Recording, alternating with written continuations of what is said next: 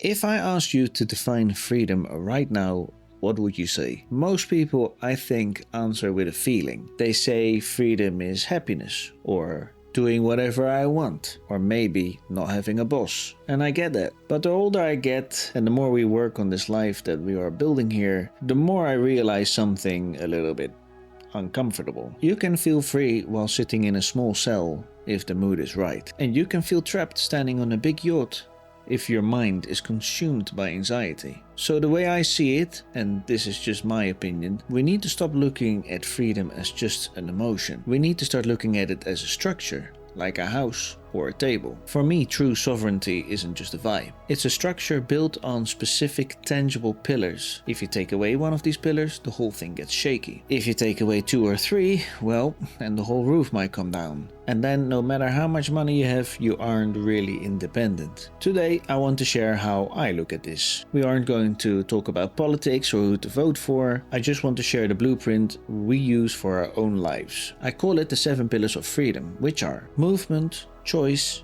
health, speech, finance, privacy, and self-reliance. So, welcome back to NFH Freedom.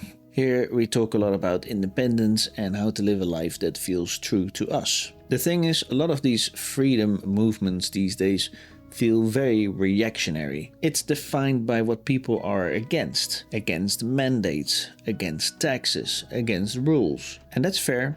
But I just don't think you can build a good life by just being against things. You need to know what you're building for. If you want to change the system, what are you changing it to? I like to view freedom as a capability. It's having the capacity to do what you need to do without being forced by someone else or held back because you aren't strong enough. Think of your life like a table. The tabletop is your sovereignty, your freedom. That's where you live and enjoy your family. But the tabletop needs legs to hold it up. If you have a lot of money, financial freedom, but you have bad health, the table tips over, right? If you can grow all your own food, self-reliance, but you aren't allowed to leave your town, well, then you're just a very capable prisoner. All these 7 pillars connect to each other. They help each other. When you make one stronger, the others get stronger too. But if you ignore one for too long, that's usually where the trouble starts. Whether that trouble comes from a government or a company, or your own body giving up on you. So let's take a look at these, not as big fancy concepts, but as practical parts of life. Alright, let's get started. The first one is freedom of movement. I think whatever philosophy you have, it has to start with the physical body. If you can't move your body from point A to point B, well, it's kind of hard to say that you are free. In the past, if a leader was bad or a situation dangerous, the ultimate check on power was just leaving, walking away and finding a new place. Now I know it's harder today. We have borders, digital IDs, carbon taxes, 50-minute cities and all these things. But practically speaking, I ask myself this. If things here became hostile, politically or economically, could we leave? Do we have a vehicle that works? Are we physically fit enough to move? Do we have a place to go? Do we have our passports ready? Can we even use our passport at that stage? If you are trapped in one spot, you are much easier to control. You force yourself to tolerate things because you have no other choice. Freedom of movement is like an eject button. You hope you never have to use it. I certainly hope you don't. But just knowing it's there, it changes how you sleep at night. It lets you stay because you want to, not because you have to. The second pillar is freedom of choice. And I don't just mean choosing between 2 brands of soda at the store. I mean the ability to say no without your whole life falling apart. We live in a world that tries to manufacture consent. We feel like we have to say yes to keep our jobs or to keep our friends. If saying no means losing your livelihood, then saying yes isn't really a choice, is it? It's more like a hostage situation. To have this pillar, I think you need what people call agency. It's realizing that you are the main actor in your life. A lot of people, they wait.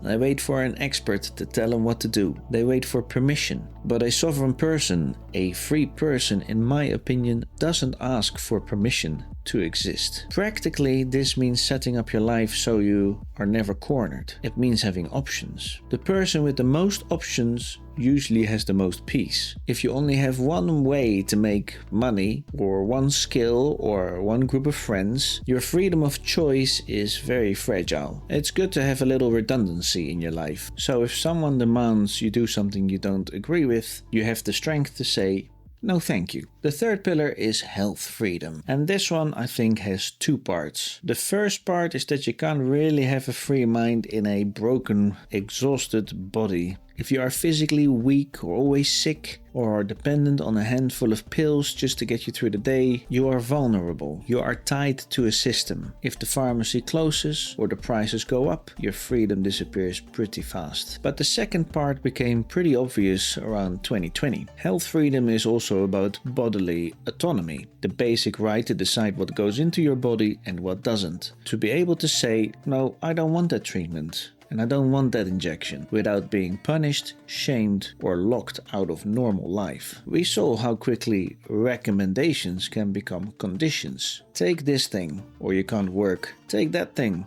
or you can't travel. Take this thing, or your kids can't go to school. To me, that crosses a line. That's not health anymore. That's about control. Now, this isn't about being anti-medicine. Modern medicine can work, and if you want to take something, that should be your choice. But if you don't want to take something, that should also be your choice. No job, no airline, no government, and no pharmaceutical company should have more authority over your body than you do. So for me, health freedom means building a strong body and immune system so we are less dependent on the system in the first place. Learning about food, sleep, movement, sunlight, all those simple boring things that actually give you more resilience. And then drawing a very clear line. Our bodies, our children's bodies, are not negotiation tools. The ultimate act of rebellion in a sick society is just to be healthy and make your own medical decisions. When you have vitality and also have the courage to say, no, I don't consent, you think clearer, you endure more, and you're much harder to push around. To me, that is a huge foundation of freedom. Number 4 is freedom of speech. Usually people talk about this as a political right, but let's look at it psychologically as well. Speech is how we think. We don't just speak to talk to others, we also speak to figure things out. If you can't speak freely, then you can't really think freely. When you self-censor, when you hold back your real thoughts because you are scared of what people might say, you're kind of shrinking your own world. You stop searching for the truth. To have this pillar, I think you have to be willing to be disliked. And that's hard. Nobody wants to be disliked. But you have to value your own integrity more than the approval of the crowd. Practically, this means building a life where you can't be cancelled. If you work for a company where saying the wrong thing can get you fired, you are renting your voice to them. Try to build a life where speaking the truth is actually an asset, not something that gets you into trouble. The 5th pillar is financial freedom. Now, I'm not talking about being rich. I'm not talking about fancy cars or big mansions. That's not really freedom to me. I'm talking about being secure. In a digital world, money is permission. If your bank account can be frozen or your card stopped working because someone doesn't like you, you don't really have money. You have an allowance. So financial freedom means being a bit decentralized, having assets that aren't all in one basket. Maybe some physical cash, some precious metals, land, things that are outside the system. It also means staying out of debt, because debt is, well, the opposite of sovereignty, isn't it? If you are in debt, you have sold your future time to someone else. You have to work for the person that holds the loan. It's better to strive to own your things outright. I truly believe money is the most evil, energy-sucking leech in this world. But let's not take on the banking cartel in this video. However, let's be honest.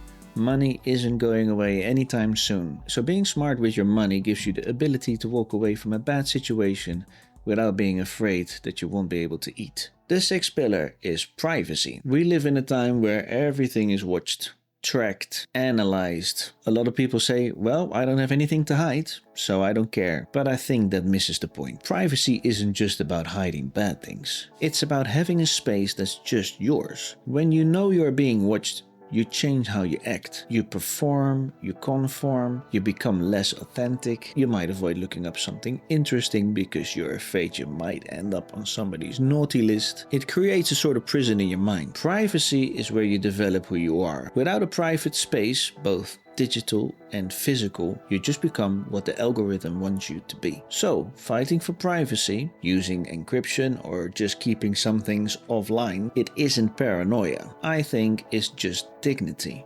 It's having a life that's truly yours. And finally, the seventh pillar. This is the one we love the most here. Self-reliance. This is where the rubber meets the road. All the other freedoms are just theories if you depend on the system for your actual survival. If the water stops flowing, can you get water? If the store closes, can you feed yourself? If the power goes out, can you stay warm? Self-reliance isn't about doing everything yourself. We all need neighbors and community from time to time. But it is about competence. It's the confidence that comes from knowing that you can handle the physical world. When you know how to grow food, or fix an engine, or how to build a shelter, or do your own plumbing, your fear goes away. Fear is usually just a lack of competence. The modern world sells you convenience in exchange for your dependency. By reclaiming these basic skills, you cut those strings a little bit. You become a producer, not just a consumer.